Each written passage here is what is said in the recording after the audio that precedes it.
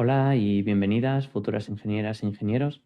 En este vídeo vamos a ver un tema de memorias, ¿vale? Entonces, bueno, es un tema en el que vamos a ver todos los tipos de memorias que hay en el ordenador, prestaremos mucha atención a la jerarquía de memorias, a por qué existe y demás. Y también luego en la segunda parte del tema nos centraremos sobre todo en memorias semiconductoras. Bueno, el índice que vamos a seguir un poco en el tema es este que aparece aquí, donde tendremos una primera parte de introducción, donde veremos definiciones. Después veremos una sección sobre medios y soportes. Revisaremos los modos de acceso a memorias, los tipos de memorias que hay y nos centraremos finalmente en la memoria principal del computador. Bueno, pues vamos allá con la introducción y las definiciones. En primer lugar, pues podríamos definir memoria pues, como un dispositivo que es capaz de almacenar información. Algunas definiciones que son necesarias en este tema pues son las de punto de memoria, que sería el soporte físico de un bit, es decir, cómo se almacena un bit, ¿vale? La palabra de memoria, que sería el conjunto de bits que se acceden de forma conjunta y que también lo conocemos como unidad lógica de información. El registro, que sería el soporte físico de una palabra de memoria. Y bueno, pues todos los bits son accedidos en ese registro de manera simultánea. Es decir, ya decíamos que la palabra son bits que se acceden de manera conjunta. Pues un registro, si lo que es el soporte físico de una palabra, pues lógicamente todos sus bits deberán ser accedidos de una manera simultánea, todos a la vez. Hay unos registros especiales que ya estamos manejando en la asignatura, que serían los registros del procesador. Por ejemplo, si hablamos de la máquina 8086, pues hablaríamos de AX, BX, CX. Bueno, pues todos esos registros serían un tipo especial de registros, ¿vale? Que forman parte de la CPU. La memoria es un conjunto organizado de palabras, que lo podemos ver también como un conjunto de registros, ¿vale? Y bueno, básicamente nos permiten acceder a la información de una manera ordenada, ¿vale? Normalmente, bueno, lo veremos en las siguientes diapositivas, pero básicamente pues o utilizando un sistema de numérico para acceder a esas posiciones de memoria o, bueno, pues en los bancos de registro está con un nombre de registro. La memoria y los bancos de registros funcionan de manera muy similar y serían básicamente pues conjuntos organizados de y el bloque de memoria lo definiríamos como el conjunto de palabras o registros que se pueden acceder o se acceden de manera conjunta. Por último, que es con lo que vamos a empezar justamente la parte principal de este tema, la parte del principio, sería el sistema jerárquico de memoria, que lo definiríamos como un conjunto organizado de dispositivos de memoria que nos van a permitir pues, ciertas ventajas respecto a tener una sola memoria. Bueno, estábamos ya hablando en la transparencia anterior de lo que sería la organización general de la memoria, ¿vale? De cómo está dividida en registros, ¿vale? Pues cada una de las posiciones de memoria la podríamos considerar como un registro, ¿vale? Y todo ese conjunto de posiciones lo consideraríamos pues como una memoria o un banco de registros, depende de para qué se vaya a usar, cuántos elementos tenga y demás, lo utilizaríamos de una manera o de otra. Pero en principio la memoria siempre tiene alguna forma de accederse mediante direcciones generalmente, ¿vale? Que serían pues la forma de referirnos a cada uno de los elementos que contiene la memoria, es decir, a cada uno de los huecos de los que se compone esa memoria. Por otro lado, la memoria tiene contenidos, ¿vale? Y bueno, pues a cada uno de esos elementos, que tendrá el valor que sea, en la transparencia, pues en el vídeo lo estáis viendo como contenido X, contenido Y, contenido Z.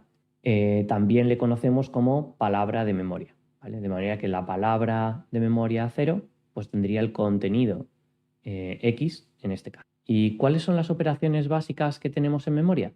Pues básicamente tenemos las operaciones de lectura y de escritura, que serían, pues la lectura la definiríamos como la forma de sacar algo de memoria, ¿vale? De extraer algo de memoria y que eso existe en todos los tipos de memorias. Y la escritura la definiríamos pues como el elemento contrario a la lectura, que sería el escribir algo en memoria, sería justamente almacenar algún tipo de información en esa memoria, ¿vale? La memoria se va a poder acceder o bien mediante posiciones concretas o bien mediante bloques de memoria, que era lo que veíamos en las definiciones anteriores. ¿Qué características o qué caracteriza la memoria? Pues el coste, ¿vale? Que sería un parámetro ligado a lo que sería el soporte con el que está realizado esa memoria y la tecnología con la que está realizada dicha memoria. Otro de los parámetros característicos de la memoria es la capacidad, que definiríamos como la cantidad de información medida en bits o múltiplos de bits de cualquier tipo, generalmente pues múltiplos de bytes, ¿vale? Que la memoria es capaz de almacenar. Por otro lado, tendríamos la velocidad, que la definiríamos como el número de elementos de memoria o palabras de memoria que puede procesar, es decir, leer o almacenar por unidad de tiempo una determinada memoria. Y luego hay otros parámetros que dependen muchas veces del tipo de memoria concreto del que estemos hablando, ¿vale? Por ejemplo, pues el promedio por fallos de unidad de tiempo pues es una característica muy común en un tipo de memoria específica que serían los discos duros electromecánicos, ¿vale? Y en cambio, por ejemplo, pues el promedio de fallos por terabytes escritos pues sería un parámetro muy típico en los discos que están basados pues, en sistemas tipo flash, ¿vale? Bueno, veamos ahora los parámetros de velocidad que tiene una memoria. Básicamente están divididos pues, en los tiempos que se tarda en hacer lecturas, los tiempos que se tarda en hacer escrituras. Bueno, entonces vamos a definir una serie de parámetros. El primero de ellos sería el tiempo de acceso, también conocido o nombrado como T sub A, que sería el tiempo que tarda la memoria en suministrar una palabra desde el momento en el que se le da una dirección a la memoria que se quiere leer y esa memoria nos responde con la palabra leída, ¿vale? Bueno, adicionalmente también se le suele proporcionar la señal de lectura. Hay algunos tipos de memoria que tienen pues, parámetros específicos, ¿vale? Por ejemplo, cuando hablamos de memorias de tipo DDR, pues muchas veces, o memorias RAM en general, hablamos de frecuencia de memoria, que sería la inversa del tiempo de acceso, ¿vale? Que se utiliza sobre todo, pues eso lo que os comentaba, en memorias de tipo electrónicas, ¿vale? Que no tienen sistemas mecánicos. Luego, otro tiempo relacionado con el tiempo de lectura sería o el tiempo de acceso, sería el tiempo de regeneración tras acceso. Es decir, el tiempo que la memoria tarda por cómo está construida en estar disponible para la siguiente operación que se vaya a realizar, bien sea una lectura o bien sea una escritura, ¿vale? Y bueno, a la suma de estos dos elementos, de T sub A y T sub R sub A, que sería el tiempo de regeneración tras acceso, le llamamos ciclo de lectura. De la misma manera, podemos definir el tiempo de escritura, que sería el tiempo que tarda la memoria en almacenar información desde que le damos una dirección en la que queremos escribir esa información y le damos la señal de escritura o la de habilitación, la que corresponda al tipo de memoria, ¿vale? Es decir, todo lo que necesite esa memoria para poder escribir el dato y el dato se escriba efectivamente en memoria. De la misma manera que hemos definido antes el tiempo de regeneración tras acceso, aquí tenemos también el tiempo de regeneración tras escritura, que sería el tiempo que tarda la memoria en estar preparada para la siguiente operación después de haber realizado una escritura. Es decir, es equivalente al que habíamos visto antes y serviría para saber cuándo la memoria está preparada para realizar la siguiente operación, bien vaya a ser una lectura o una escritura. Igual que habíamos definido antes, pues también existirá un ciclo, ¿vale? En este caso un ciclo de escritura, que lo definiremos como la suma de T sub E y T sub R sub E. Y finalmente también tenemos un ciclo combinado de lectura, modificación, escritura, que sería el tiempo que tarda una memoria determinada en realizar un ciclo de escritura y un ciclo de lectura y un ciclo de acceso y un ciclo de escritura completos, ¿vale? Y bueno, lógicamente nunca podrá superar el tiempo que tienen definidas la suma de el tiempo del ciclo de lectura más el tiempo del ciclo de escritura. ¿Por qué usamos jerarquías de memoria? Bueno, pues hemos dicho que íbamos a dedicar una parte del tema a eso y es importante saber por qué el computador tiene tantos tipos de memoria. Bueno, pues básicamente, como hemos visto, uno de los parámetros de la memoria era el coste. Entonces existen memorias que son muy rápidas, ¿vale? Pero que son muy caras. Eso hace que, por ejemplo, pues no nos podamos permitir tener, por ejemplo, pues todo el ordenador lleno de registros para almacenar la información. Además, bueno, pues haría que el ordenador, además de ser prácticamente inviable económicamente, pues tendría otros problemas, ¿vale? Porque algunas memorias son volátiles y otras son de almacenamiento permanente, como veremos. Entonces, sería un problema grave el que cada vez que se fuese la luz o apagase el computador perdiese todos los datos. Entonces, conviene tener algunos sistemas de almacenamiento que sean permanentes. Y luego, por otro lado, hay unos principios de localidad temporal y espacial que hacen que la jerarquía de memoria tenga sentido, ¿vale? ¿Cuáles son esos parámetros? Y nos van a servir para configurar los diferentes niveles de la jerarquía de memoria. Pues básicamente la localidad temporal se refiere a que un elemento determinado en memoria, por ejemplo la posición 4, ¿vale? Si la hemos utilizado recientemente, porque nuestro programa la ha utilizado para hacer algún cálculo, lo más probable, estadísticamente, es que en breve se vuelva a utilizar, ¿vale? Entonces nos interesa eso mucho para cuando definamos la jerarquía de memoria y cómo podemos hacer que memorias sirvan de almacenamiento temporal de datos, ¿vale? De los datos más usados. Por otro lado, tenemos el principio de localidad espacial, que lo que nos dice es que, bueno, pues si antes, por ejemplo, estábamos poniendo el ejemplo de que accedíamos a la posición de memoria 4 y en breve volveríamos a acceder a ella, ahora podríamos ver que, por ejemplo, si hemos accedido a la posición 4, es muy probable que en breve accedamos a elementos que están cerca de esa. Es decir, si pensáis en un programa que habéis hecho, por ejemplo, en C, pues en ese programa habréis definido las variables i y j. Bueno, pues es muy probable que después de haber utilizado la variable i, haber accedido a ella, a memoria, vayáis a utilizar la variable j en ese código, ¿vale? A eso le llamamos a utilizarlas o referenciarlas pronto. Si pensamos en la jerarquía de memoria, pues veremos cómo en los dibujos que vamos a realizar, pues tendremos un aumento en una pirámide que vamos a tener del aumento de velocidad y de coste por bit, ¿vale? Que sería básicamente el coste que tiene la memoria en base a su capacidad de almacenamiento. Y también veremos cómo la capacidad de almacenamiento aumenta en esta pirámide que vamos a presentar.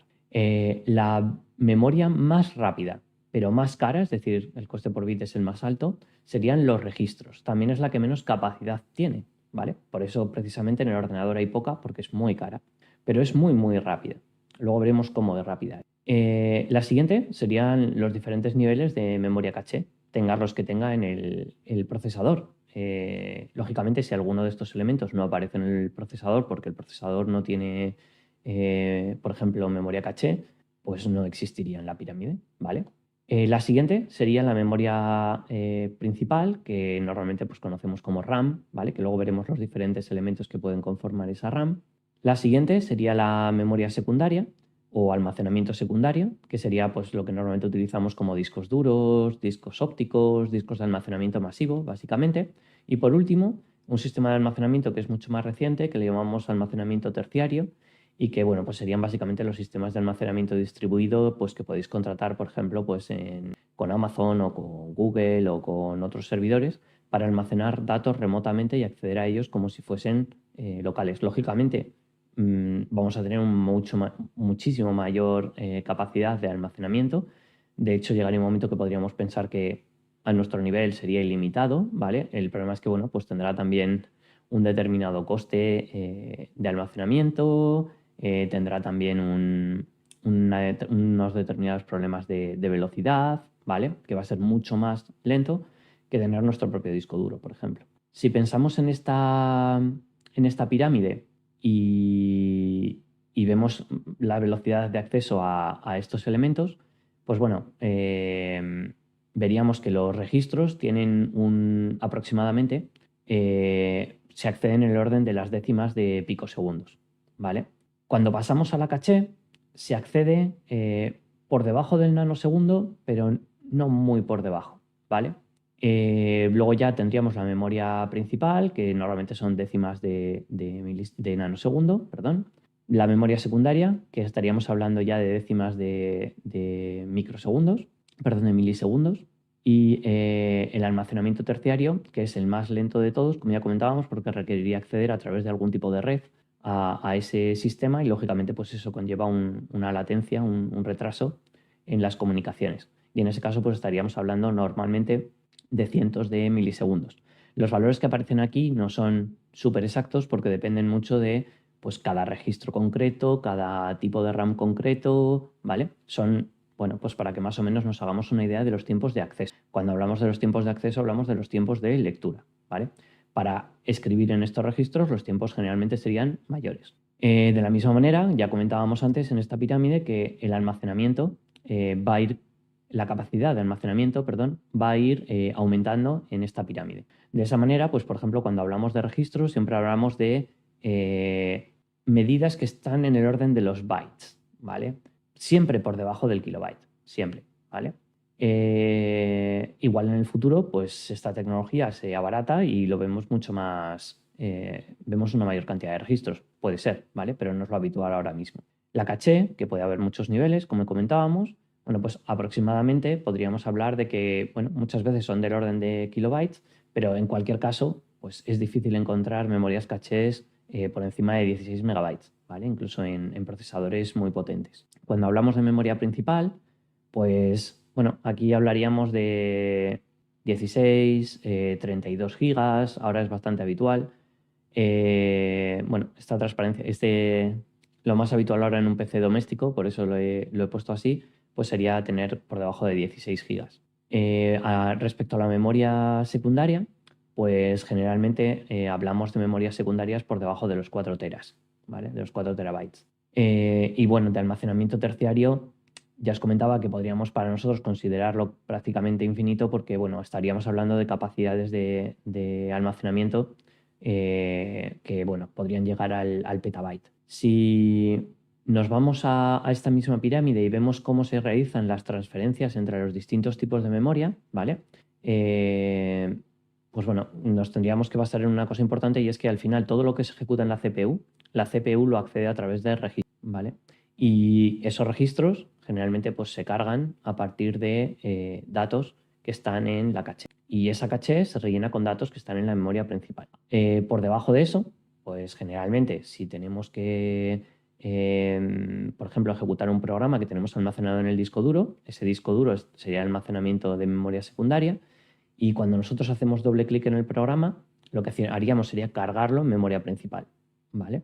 Entonces, a partir de ese momento, pues iría accediendo el computador a esos elementos según vaya necesitando, ¿vale? Para poder almacenarlos en los registros. Desde las instrucciones, que se almacenan en un registro de instrucciones, pues hasta los datos que se podrían almacenar en registros intermedios para hacer cálculos rápidos. Y lo mismo pasaría con el almacenamiento terciario.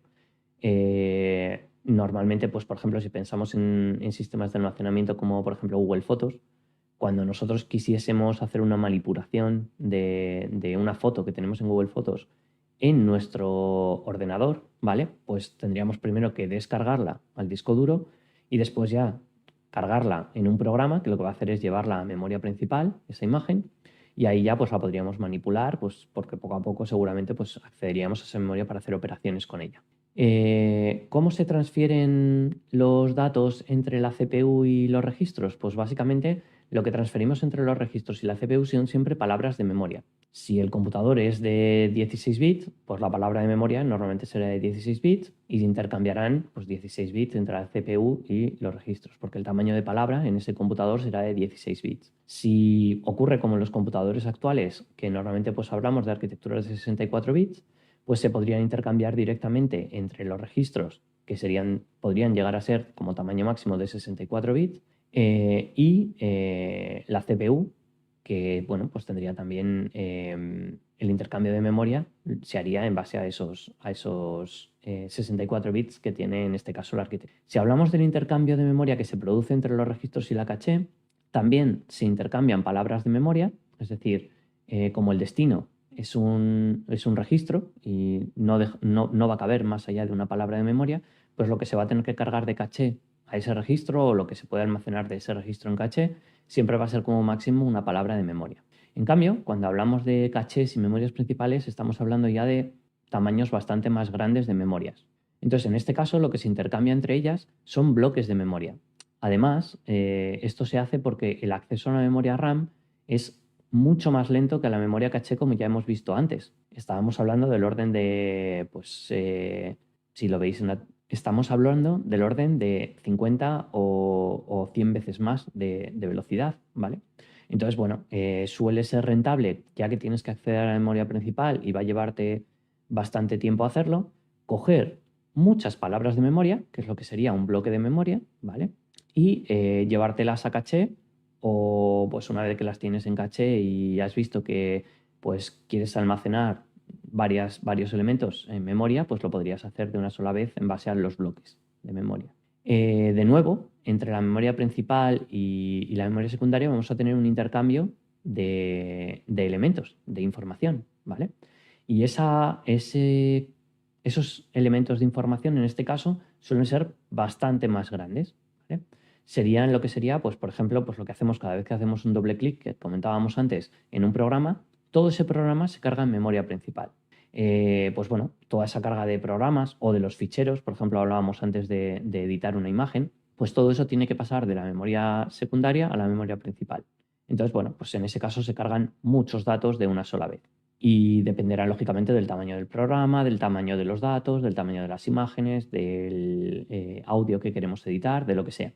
Y entre el almacenamiento secundario y terciario se suele producir también ese almacenamiento intermedio en la memoria secundaria, aunque no es siempre obligatorio, por eso he puesto ahí solo si es necesario, aunque suele ser bastante habitual. Bueno, pues con eso terminamos este primer vídeo y veremos otro siguiente vídeo ya para el tema de medios y soportes, o medios y o soportes. Bueno, pues nos vemos en el siguiente vídeo. Muchas gracias por haber atendido a este. Hasta luego.